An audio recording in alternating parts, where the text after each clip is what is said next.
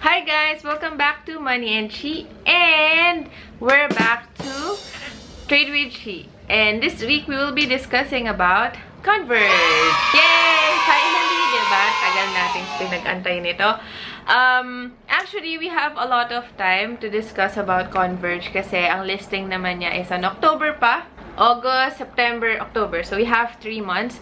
But then again, I want to make sure that you are well informed before you actually invest into it. And it's a very good thing for them to give us an ample time for us to actually, you know, consider or aralin mabuti yung kanilang prospectus. Well, we will be making himay-himay everything. But before that, before we start, I just wanted to share one thing. I remember when I was in college, that was, I think, 2007, I received a mail from Ayala Land, and actually that mail is not for me. That is for my uncles. So my uncles are now currently living in Australia, and I saw that they started investing in Ayala Land during its IPO. And I actually forgot the price. I've been looking in the internet what is the price of Ali IPO, because in my memory I remember it's 1 peso per value, but I'm not sure kasi if I look at Instagram naman it's at 3 pesos. But let's just say piso siya. Right? By the time that I saw yung letter na yon, the price of Ali is already 11 pesos. And the listing date is 1991. So, 1991 to 2007, it's around 16 years-ish. And their money already by 10, times 10. So, if they have 100,000 that time that they invested, by 15 years, they already have 1 million pesos. And I was thinking that time, walang bangko na magbibigay sa'yo ng interest na ganong kalaki. The thing is, they did their best. They invested on Ayala Land, which is a good company. They trusted Ayala Land. They read the prospectus. They understand the business. They believe in the business. And therefore, they invested on it. And they were part of the growth from the listing date up to 10 years. And I'm sure hanggang ngayon hindi pa rin nila binabenta. And if they actually started at 1 pesos or 3 pesos, or let's just say 1 pesos, 40 pesos na si Ali ngayon. So, imagine nyo, yung pera nyo naging 40 times in a span of, syempre, mas mahabang taon nyo, 20 plus or maybe 30 years. But then again, walang ba ako magbibigay sa inyo nun. And by the time na, you know, you wanna use that fund already, malaki na siya, diba? So, that's why it's very important that you put your money in a good investment. And that's why as well, I'm trying to make sure that you appreciate IPOs. Kasi, these IPOs, ito yung mga companies na nagsistart pa lang sila. Or not really nagsistart, they already have a proof of concept. They have operational business and they wanted to expand their business. That's why they're doing IPO, because they need additional funding to expand. And if you actually believe in these companies, you want to be part of them, you can invest on them, and at the same time, gain from it, diba? Para ka ring owners nung businesses na yon. And hindi ka lang nagtatrabaho doon, hindi ka lang nakatenga yung pera mo sa savings na walang interest, 0.25%, anong mararating nun. Kahit i-time deposit mo siya ng 5 years, sabi mo ng 10 years bago mo siya gustong gamitin. So, ita-time deposit mo siya ng 10 years. 5% lang yung makukuha mo per annum, diba? And for this, mas malaki pa rin yung makukuha mo na return. And I'm not saying put everything on stocks, diba? Partial lang. And don't be nagmamadali. Well, don't rush everything. It takes time. Like my uncles, diba? They took their time. They just put their money na hindi nila kailangan in 10 years. And then eventually it multiplied by 10, and they chose the right company. And that's why we will look into Converge if actually this stock or this company will give us that kind of return that we want in the future, diba? Doon natin ilalagay yung pera natin. And that's also why I'm always encouraging you guys to read the prospectus, read the whole thing. So if you're ready, let's start. Actually, sobrang haba at sobrang daming information na nasa prospectus, and that's why I think we will have 3 parts of this video. So, but don't worry, we'll try to compact all the information that we can get para mas informed kayo and very well planned yung investment ninyo. By October, you can decide properly. For this Converge series, we will be tackling the listing details, dates to take note. After that, we will scrutinize the prospectus, everything that they wrote there, background of the business, background of Converge. Of course, it's people who's working there, you know, yung brains and everyone. Converge business model, their marketing strategy, potential market, of course, use of proceeds, valuation, recommendation, and of course, for you to how to invest on IPO. So for this session, we'll try to cover as much as possible, but definitely the valuation and use of proceeds will probably be on the next video. And then, the final part of it is actually how you can actually invest on IPO. Kasi marami sa atin na hindi pa rin alam kung paano mag-invest sa IPO. Kailangan nyo ba mag-register, anong mga blah-blah accounts, kemerot na kailangan natin. And yun yung pag-uusapan natin afterwards, matapos natin yung Converge. Para the following IPOs, you already have an account, you know what to do na. Okay? So, let's start. In the prospectus, ang sabi nila, they will be offering 1.3 billion shares and an over-allotment of 195 million shares. So, in total, if the over-allotment will be subscribed or will be bought, it will be 1.5 billion shares. Ano yung over-allotment? Over-allotment, ito yung pagka, kunyari, sobrang daming nag-subscribe, over-subscription. So, pwede nilang itap yun. The question is if it's a primary share or secondary shares. Kasi we'll discuss that later. Pag IPO, pag sinabing IPO, it means initial public offering. Ito yung, kung private company ka, magiging public company ka na. Pag private company ka, kunyari, ako may company, ako lang may-ari nun. Walang kung pwedeng bumili unless ibenta ko sa ibang tao.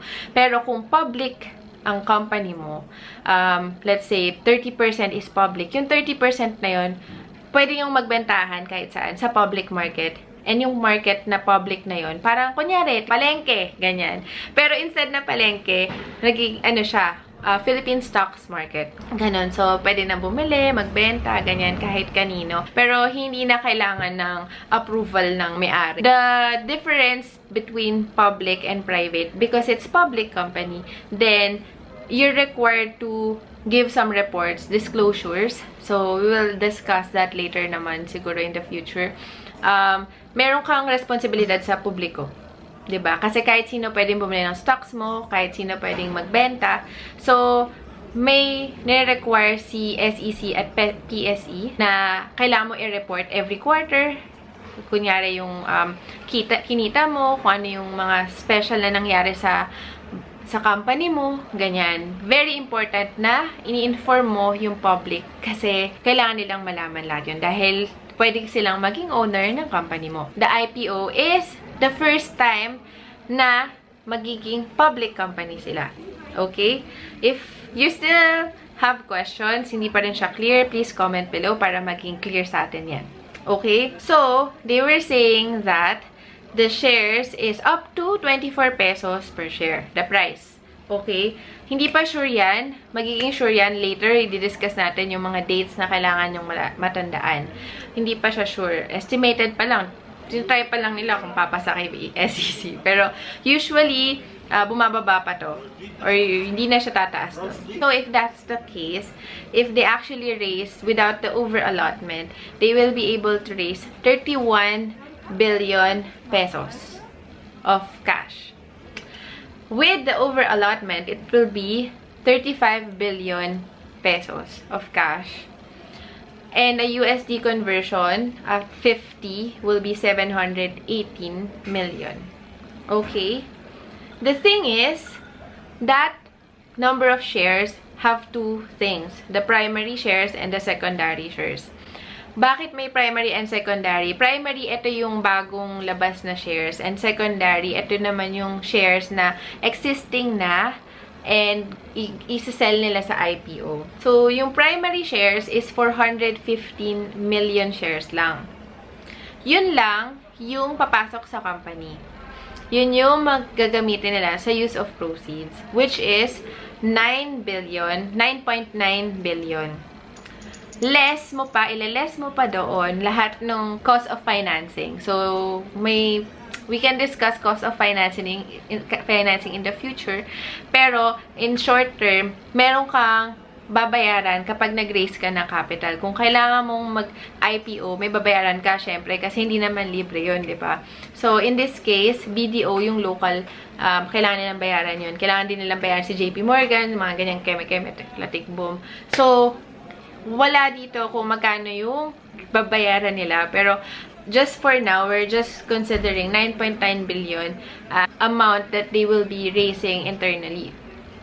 So, saan mapupunta yung natira na 21 billion? Yung 21 billion na yon, mapupunta yun sa secondary shares, the owners. Si Dennis Uy and yung si Wahlberg Pincus. So, nag-exit na ba si Wahlberg? Hindi. Partial of its shares, gusto lang niyang i-liquidate para magkaroon siya ng return. At the same time, si Dennis Anthony Uy would like to actually gain from it as well, diba? Masama ba yun? Hindi naman. Kasi syempre, when they started this company, it grew, diba? So, syempre, gusto nilang makakuha ng return for their efforts. Parang ganito lang yan. Kunyari, nag-establish ka ng business. Kunyari, hindi si Dennis Anthony Uy ang may-ari nito. Kunyari, ikaw. So, in 10 years, naghirap ka, nagpakapagod ka, diba? Tawag dito, nire-revolve mo lang yung fund, yung kinita. And, wala ka masyadong kinita dun sa business kasi most of the time, you are into expanding it, diba? So, by the time that, at this point, gusto mo naman na makuha yung cash, diba? Kasi baka meron kang ibang investment na gustong paglagyan ng pera. So, in that case, gusto mo makuha yung percentage na yun. And you do that as well in terms of public offering. So, instead of Dennis Uy owning this percentage, it's actually being offered to the public na, sige, sa inyo na lang, tas akin na yung cash. So, parang in advance mo, akin na yung pera. So, it's not bad. Kasi, lalo na kung you work really hard for the company, syempre, gusto mong magkaroon ng, diba, kita, or makuha mo na partially yung money out of it. And you can expand, you can diversify, get new business, something like that. So, it's not totally wrong. It's just that, syempre, 9 billion na lang yung mapupunta sa mismong capital expenditure. And in the valuation, we will discuss if that's doable. Diba? Baka naman meron kang ganong pera pero wala ka nang matitira sa expansion. Eh di, sayang naman, diba? One thing naman is for sure, because Wahlberg Pincus is there and it's not selling 100% of its common shares. We'll discuss that later as well in terms of the preferred share that it will be converted to common shares. They actually own 30% of the company. Private equities used to invest and they usually have a time frame of 5, 7, minsan 10 to 15 investment time frame. And they usually have an EBITDA multiple for their exit. And then when they do exit, I'm not sure, I don't have the exact contract, if it's a right of first refusal or right of first offer. But at the end of the day, any private equity will have a very strict due diligence when they are investing. So when they started to invest on this company, it's very sure that it will have a good return. And we will discuss that later on in terms of the business model. Kasi, unlike yung napag-usapan natin yung sa dito, diba? Meron silang better revenue stream. Kasi it's more of a subscription, not prepaid, which is much better. Anyway, so let's move forward. So the stock code, will be CICT. Okay? Once it's started trading, you can look for CICT. Next, very important reminders for you guys. The things that you have to remember, of course. The final price will be given on October 9. Final terms.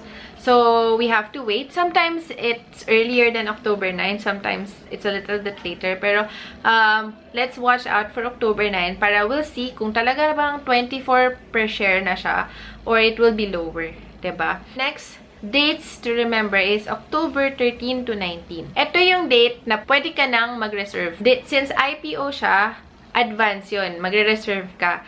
Tapos, i-draw nila kung makakaroon ka ng allocation. Date you have to remember is October 19. Ito yung local small investor. Like ko sinasabi, LSI. So, usually kasi, di ba, sa stock market natin, mas marami yung foreign investors. Sinesecure nila na at least 10% is mabibigay sa local investors na kagaya natin, mga Pilipino, di ba? So, kung Pilipino ka, meron kang chance na ma-allocate ng 10%.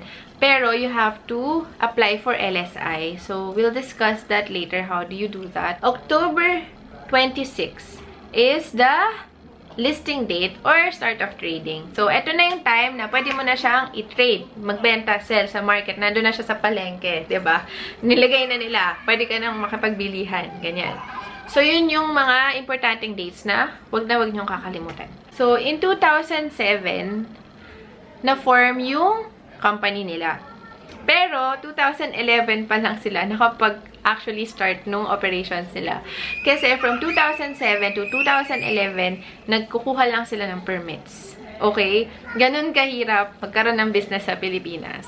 It will take you 4 years to get a franchise. Napakaswerte ng dito. Diba? Kaya, ito yung totoo. Ito yung tunay na buhay sa Pilipinas. Kung gaano ka red tapes, bureaucracy para magkaroon ka ng actual business na ganito.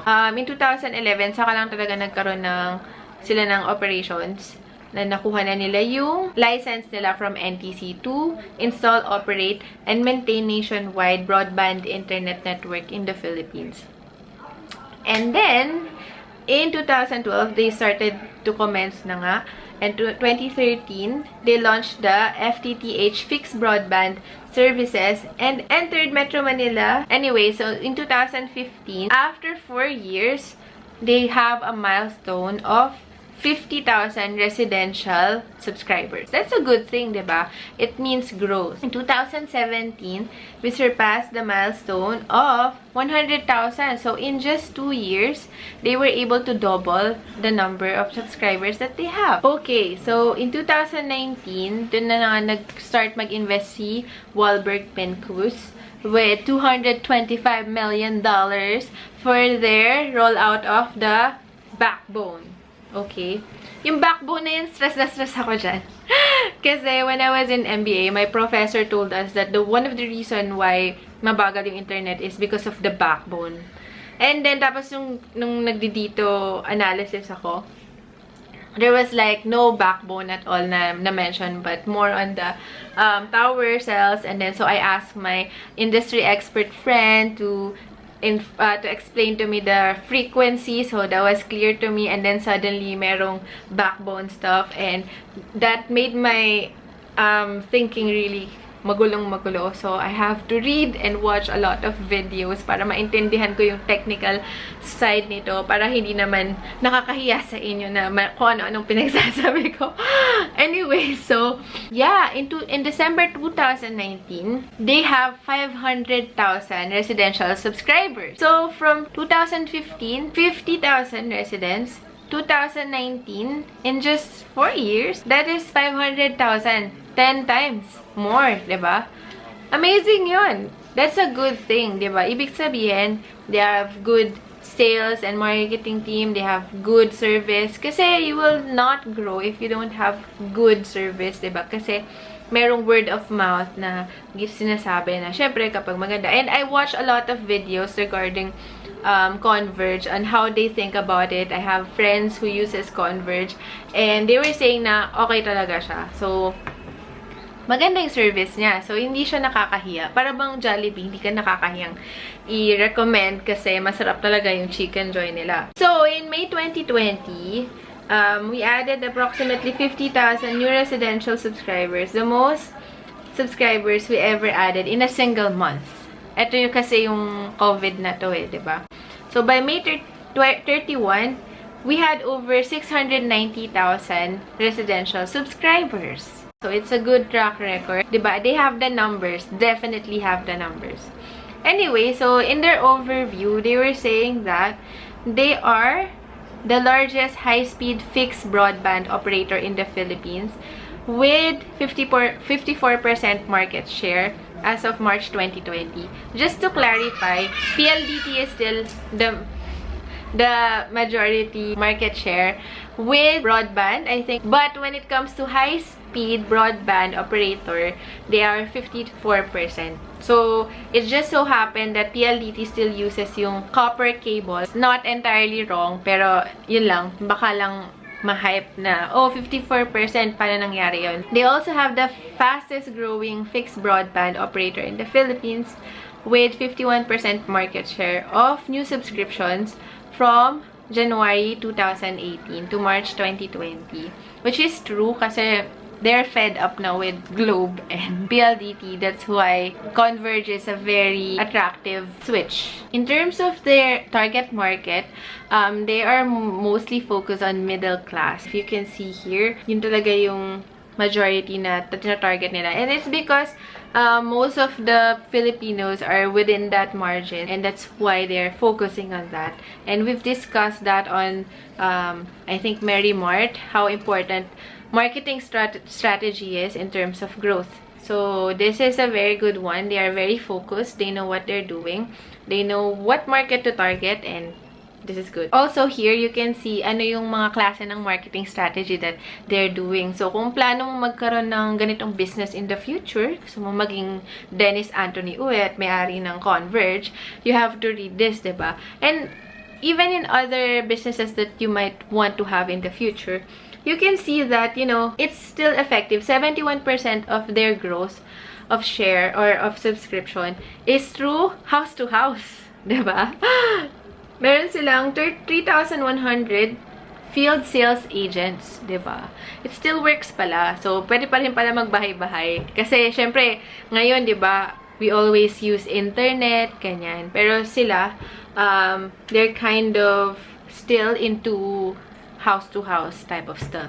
So, the thing is, they wanted to do the domestic backbone. Apparently, everything pala that is internet, it's not just the towers. So, even the towers has to connect to these backbones, to this line, fiber optics. Otherwise, it will not transfer. So, yung phone mo, magpapasa ng frequency sa tower, tapos pupunta siya dun sa ilalim ng lupa, dun sa fiber optic, tapos magta-travel siya papunta dun sa tower ng friend mo, tapos yung tower na yun ay mag-send ng frequency sa cellphone niya. So, hindi pala siya ganon na from phone, punta sa tower, papunta kabilang tower. Hindi pala siya ganon.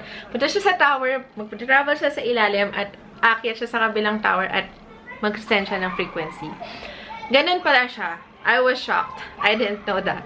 So, it's important to still create this backbone, diba? So, kahit na pala ang dami mong sandamakmak na tower cells ang ilagay mo, kung hindi rin enough yung backbone mo to transmit this data in fiber optic, then it's not gonna work, diba? It's not still gonna be fast like that.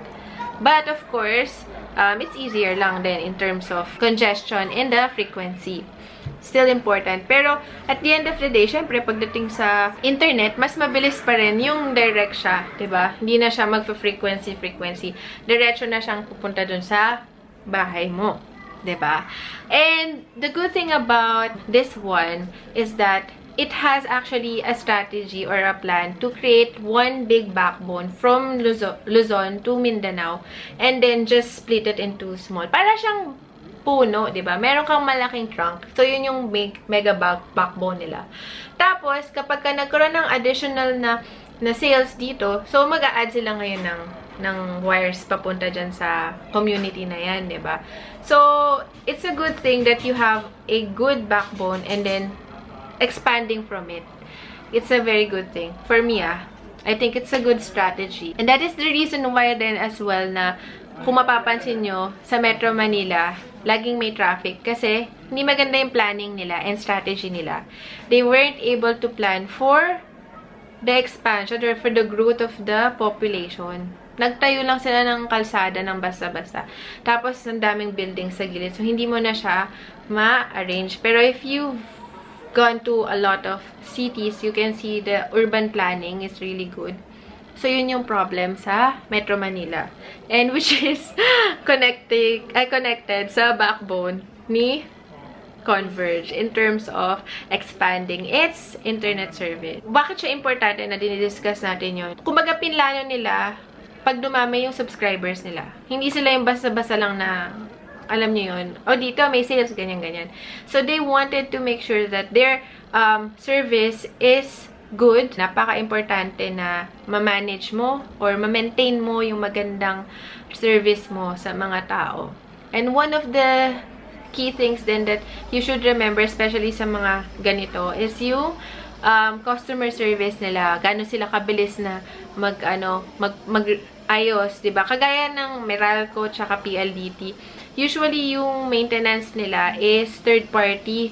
And usually, yung mga third party na to, hindi talaga nila inaayos ng mabuti yung sorry sa mga third party. Pero para kasing pagkapunta nila doon, siguro hindi sila binabayaran ng maayos. Kaya pagpunta nila doon, hindi nila tatapusin, hindi nila gagawin ng maayos para bumalik sila ulit doon. Kasi per work yung bayad sa kanila. So, pag ganun yung ginawa mo, syempre, hindi nila ayusin yung trabaho nila. And at the same time, papangit yung service mo, diba? Kasi, bakit naman ganun? But, then again, they have Metroworks, which I think is different. I'll ask, on the next video, I'll ask my friends who actually use Converge, how are they in terms of yung maintenance. Kasi yung Sky, Diyos ko, ilang buwan na hanggang ngayon, di pa rin pupunta yung maintenance namin dun sa bahay.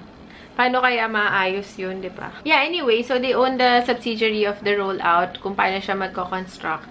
Which is good, kasi wala masyadong third party, dire-diretso ka na lang, diba? Mahirap kasi kapag minsan may third party tapos hindi nila nagagawa ng maayos yung gusto mo. And what's good thing about that as well, if they are actually being able to master it or maging expert sila doon, is they can sell that service in the future. Let's say for Globe, for PLDT, or dito, or sa iba. Kasi they already have the expertise, the equipment and everything, so it's easier to sell and easier then as well in terms of maintenance.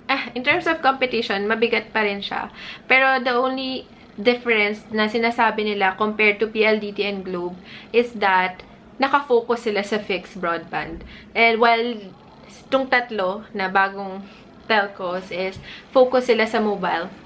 And so, siya lang yung nakafocus doon. And because you're focused onto one thing, then you can master it, you can grow faster, and you can actually be, more profitable in that side. So, wala siyang masyadong kompetensya. Yun lang yung sinasabi niya. Tapos, we move forward to the board of directors.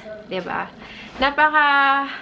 Saya ko nung nakita ko to kasi nakita ko yung name ni Amando Tetanco Jr., which is, of course, ang ating all-time favorite. Syempre, diba, fangirl. Siguro kung andun na ako sa office nila, tapos tuwing pupunta sila dun sa office, diba, papa-autograph ako sa kanya or picture kasi idol diba, BSP, governor for how many years, which is very good during the financial crisis. Napakagaling nitong tao nito. But anyways, he's just an independent, non-executive director. So, huwag kayo masyadong ma-excite.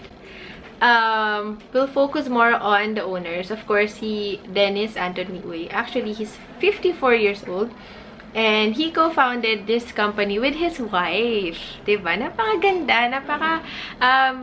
Saya naman, diba, na magkaroon kayo ng parehong kagustuhan ng asawa mo, and then you grow together, you start business together, diba? Napakaganda. And usually rin naman, mahirap din naman sa iba kasi usually nag-aaway sila. But this is good thing that you know, they were actually able to grow si Dennis Uy, Anthony Uy, bilang isang engineer, and then yung wife naman niya is an accountant.